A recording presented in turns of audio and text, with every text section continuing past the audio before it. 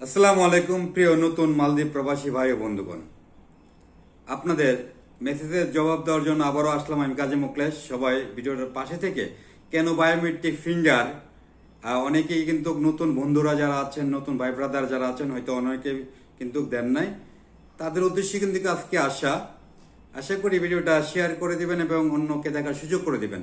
ভিডিওটা পাশে থেকে অন্যকে দেখার সুযোগ করে দিন। বায়োমেট্রিক ফিঙ্গার মালদ্বীপ সরকার ধার্য করেছেন বৈধ অবৈধ সবাই দিতে হবে।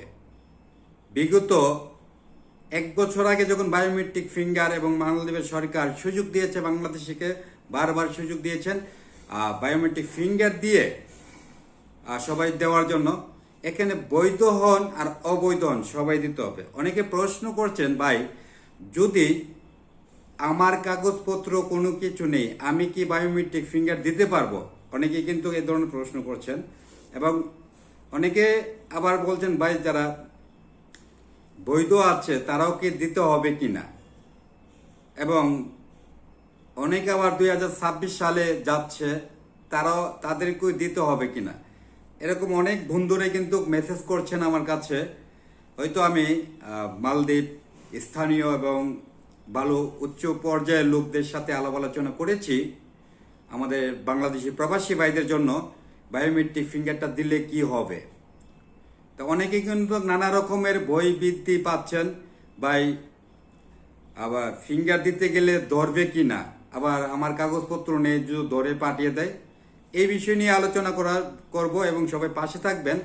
মূলত কি বৈধ অবৈধ সবাই দিতে পারবেন। আপনি যখন বায়োমেট্রিক ফিঙ্গার দিবেন, আপনাকে কোনো আইন প্রশাসন হয়রানি করবে না।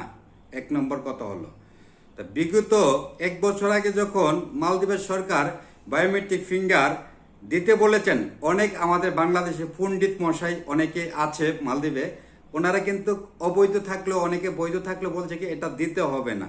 তো মূলত পূর্বে যারা ছিলেন ওইখানে কিন্তু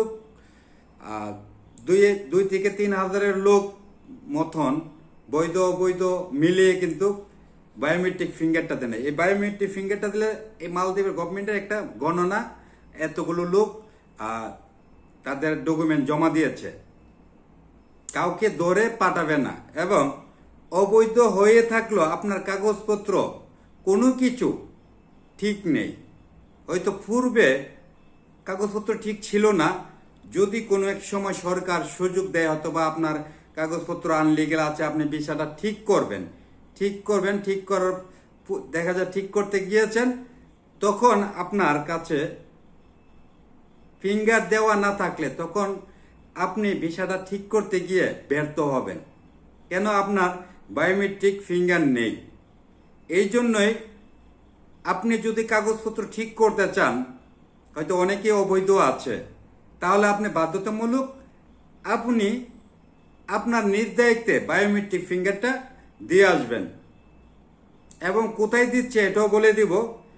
তো অনেকে আবার বলছে, ভাই আমি তো এমন জায়গাতে চলে আসছি, ওই কোম্পানিতে পালিয়ে আসছি, আবার ধরবে কিনা। না ভাই, আপনি বায়োমেট্রিক ফিঙ্গার দিলে আপনাকে ফিঙ্গার ট্রান্সফার আপনাকে ধরবে না, এটা বাধ্যতামূলক দিতে হবে। হয়তো একের পর এক মালদ্বীপ সরকার সুযোগ দিচ্ছে। হ্যাঁ, মালদ্বীপ সরকার যখন সুযোগ দিচ্ছে, অনেকে বলছে দেন যে ভিসা ঠিক করলে আপনি কোম্পানিতে গিয়ে ঠিক করবেন, ঠিক করার জন্য এরকমই বলছেন, যেন কোম্পানির অধীনে থেকে আপনি কাজ করেন।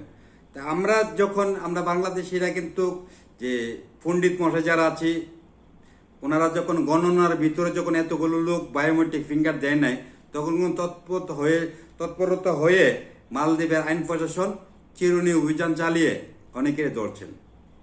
এই জন্য আপনি যদি অবৈধ হয়ে থাকেন, আপনিও বায়োমেট্রিক ফিঙ্গার দিবেন, কেননা পরবর্তীতে হয়তো সুযোগ দিবে, অথবা আপনি ভিসা ঠিক করার জন্য চেষ্টা করছেন, কোনো কোম্পানি ভালো একটা কোম্পানি আছে, সেই কোম্পানিতে ভালো বেতন দিচ্ছে, অথবা এই কোম্পানিতে গিয়ে আপনি ভিসাটা ঠিক করতে গেলে তখন যদি বায়োমেট্রিক ফিঙ্গার না থাকে তাহলে দিতে পারবেন না।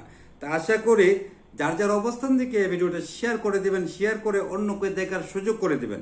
যদি আপনার একটি এই শেয়ারে হয়তো কমেন্ট বক্সে জানালে আমি যথেষ্ট চেষ্টা করি আমার মালদ্বীপ প্রবাসী ভাইদের জন্য।